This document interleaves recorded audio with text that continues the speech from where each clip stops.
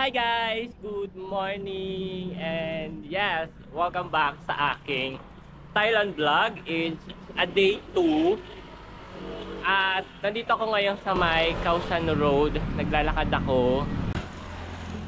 Pupunta ako ng Pratunam area ngayon. Although, mag-check-in din ako dun sa may Pratunam after ko dito sa Khao San Road. Kasi 3 nights lang ako dito sa Khao San Road and then another 3 nights sa may Pratunam area. Pupunta ako doon kasi wala akong dalang sabon sa mukha or wala akong panghilamos sa mukha. Ang ginamit ko lang na panghilamos mula kahapon tsaka kanina, maligo ako, yung body soap or body wash na libre dun sa hotel. So yun yung ginamit ko sa mukha ko, guys. And then nagbabalat yung mukha ko at saka yung leeg ko. Ngayon pa siya nakipagsabayan. Kaya ang nangyari, medyo mahapdi yung mukha ko ngayon, guys. Kaya kung papansin niyo, ayan o, medyo namumula yung mukha ko at saka yung aking leeg. Samahan niyo ako pumunta sa Pratunam at maglalakad lang ako from Khao San Road hanggang sa may Wat Saket. And then from Wat Saket ay magbo-boat naman tayo. So ipapakita ko sa inyo yung boat from Wat Saket hanggang Pratunam. Nasa around 15 baht yung pamasahe doon kasi last year ginawa ko yon at ang binayaran ko ay nasa 15 baht siya. So gusto ko lang uli siyang ma-experience ngayon. At ang oras pa lang ngayon ay mag-aalas 10 na po ng umaga. So yeah, update ko na lang kayo mamaya pag ako po ay nasa may Pratunam area na or nandun na ako sa may Wat Saket.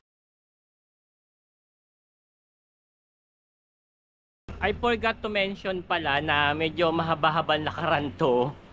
It took around mga 20 to 30 minutes. Depende kung mabilis kayong maglakad. Kung kagaya ko naman na medyo sanay sa lakaran at kaya yung mga mabibilisang lakad, siguro mga 15 to 20 minutes kaya nang lakarin to. At ang gamit ko palang pang vlog ngayon is yung GoPro Hero 12 kasi etong camera ko, guys, ang bigat niya kung bibit-biting ko and hindi ako makakapag-focus sa pag-take ng picture kung gagamitin ko to sa pag-vlog. Anyway, malapit-lapit na rin naman na tayo, so konting-konting lakad na lang. I-share ko lang pala, guys, eto, malapit na to sa Wat Saket. So nung nandito ako nung 2023 last year March, ginagawa na tong daanan na to. So until now is ginagawa pa rin siya. Sinuhukayan pa rin siya. So trivia tips lang, guys. Ito ay istasyon po ng underground train or subway nila. So ang ano po nito ay ano istasyon to? Ayan o, Democracy Monument Station. So hindi natin alam kung kailan pa ito matatapos. Pero guys, sobrang daming ginagawa ng mga underground train or underground subway dito sa Bangkok. So eto, isa lang din to. Tapos meron din sa may Khao San Road, malapit to sa hotel namin. Under construction din yung ilalim nun. Mamaya ipapakita ko siya sa inyo.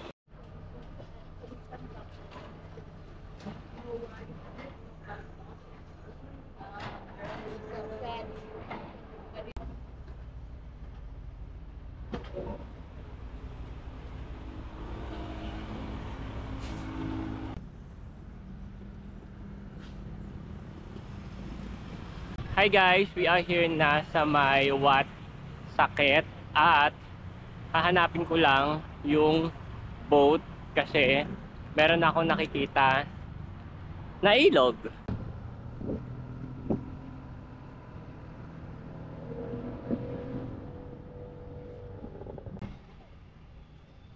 So guys, nandito na tayo sa may Manak ba or Mahanak boat station at bababa tayo sa may Pratunam boat or sa Pratunam station and then bibili lang ako ng ticket saglit.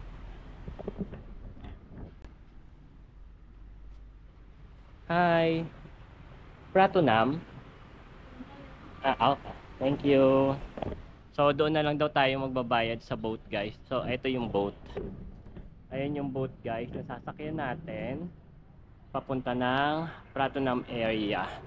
So, ayan, malapit lang yan dito sa may Watsakit. Ayan yung tulay. And then, doon yung makikita yung Watsakit. Ayan, yung parang may patulis dyan. Yan yung Watsakit. Hindi ko lang alam kung magkano ang entrance dyan. Pero dati kasi is 100 baht yung entrance. Ayan ang Watsakit, guys. So, hindi ko alam kung pupunta ko siya sa mga susunod na araw. So, pasok na tayo. At pumesto tayo na malapit sa may dito tayo sa side na to para makita natin yung Pasig River. Charis. So, hindi ko alam kung saan. Ayan siya, guys. Update lang, guys. So, meron akong ticket at ang pamasahe ay ayan, 14 baht.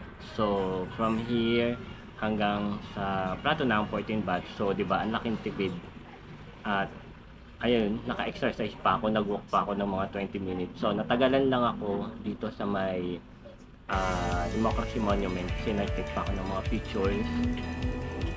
So, maya-maya siguro aalis na rin to. And, ayan, excited na naman ako.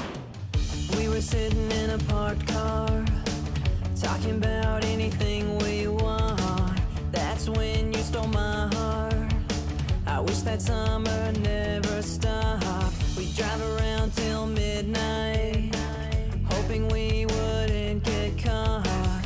No matter how far we went, we'd end up in a parking lot. We were just two kids in love, so unexperienced, living in the present, no clue where we were headed.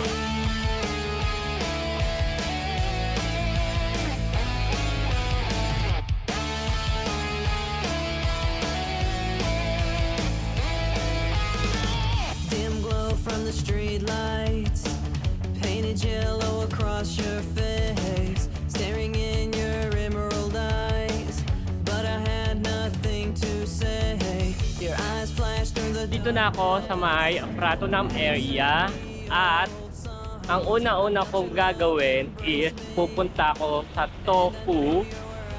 Yung Tofu pala, guys, is siya yung bilihan ng mga skincare products na sobrang mura. Si-separate vlog ko yan, guys. So, abangan nyo na lang yan. Pero maya-maya babalikan ko din kayo after kong mamili sa Tofu and then pupunta ako ng Gentleman Store. So, aalamin ko yung mga presyuhan doon kasi meron akong kaibigan na nagpapabili ng bag sa Gentleman Store. Hindi ko alam kung meron dito sa may Platinum Mall. But anyway, i-update ko na lang kayo maya-maya, guys. I saw you out on Broad Street, and I avoided you at all costs. Didn't want you to have proof that without you I was lost. Just a kid